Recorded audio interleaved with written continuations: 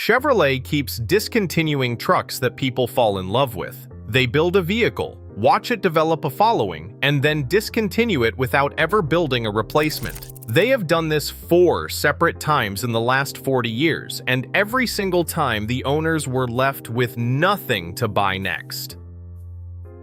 The El Camino is the one that still stings the most.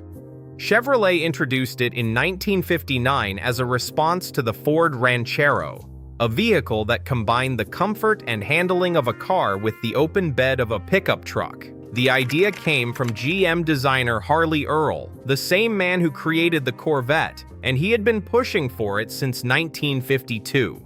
The first generation lasted only 2 model years before Chevrolet pulled it, but when it came back in 1964 on the Chevelle platform, it became something special. By the late 1960s and early 1970s, the El Camino SS was running big block V8 engines with 450 foot-pounds of torque and quarter-mile times under 14 seconds. It was a muscle car with a truck bed. You could haul lumber on Saturday morning and run the drag strip Saturday night in the same vehicle. And tens of thousands of Americans did exactly that. The El Camino sold consistently for over 2 decades. It was never a volume leader like the Silverado, but it held a loyal base that kept buying every new model year. Chevrolet dealers in the South and Midwest reported wait lists for the SS models well into the 1970s. The El Camino was the vehicle that working men drove when they needed a truck during the week and something fun on the weekend. It straddled 2 worlds perfectly, and no other vehicle in America could do that. And then, in 1987, Chevrolet simply stopped making it. No announcement, no farewell model, no replacement. The last El Camino rolled off the line and Chevrolet moved on as if it had never existed.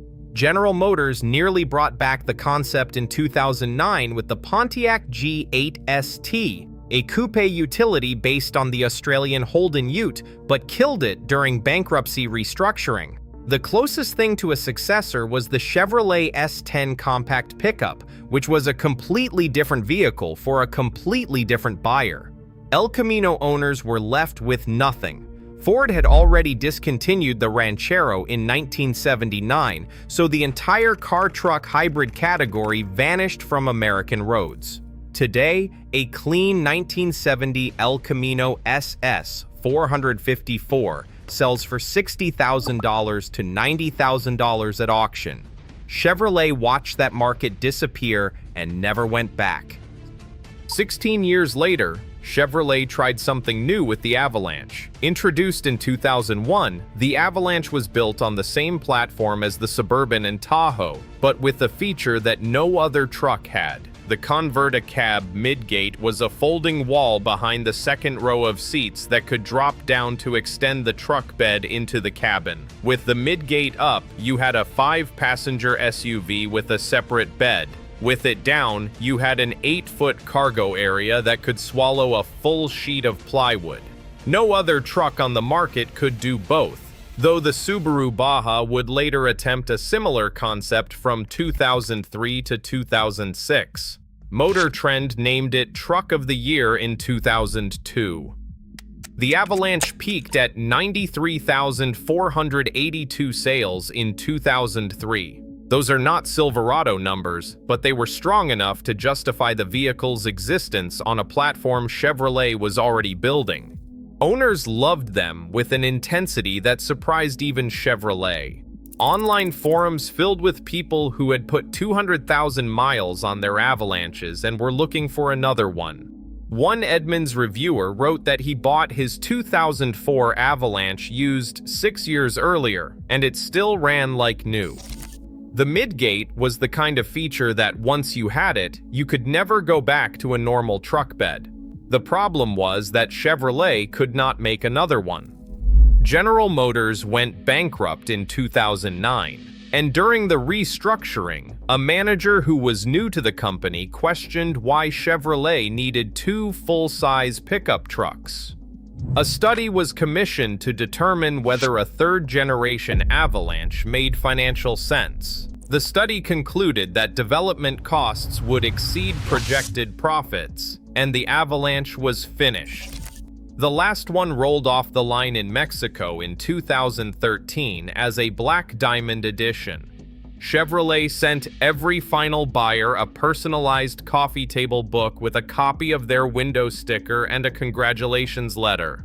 And then they never built anything like it again. The SSR was Chevrolet's strangest attempt at filling the truck gap, and it lasted only 3 years. Introduced in 2003, the Super Sport Roadster was a retractable hardtop convertible pickup truck with retro styling inspired by 1940s Chevy pickups. It rode on a Trailblazer chassis and weighed nearly 2 tons. The first-year model came with a 5.3-liter V8, making 300 horsepower, which was not enough power to move something that heavy with any real urgency. By 2005, Chevrolet dropped in the 6.0-liter LS2 V8 from the Corvette, 390 horsepower with a 6-speed manual transmission, and suddenly the SSR was a genuinely fast and bizarre machine. The bed was too small to be useful. The price was over $40,000. The whole thing made no sense on paper, and the people who bought one absolutely cherished it. Chevrolet sold only 24,000 SSRs across 3 model years and discontinued it after 2006.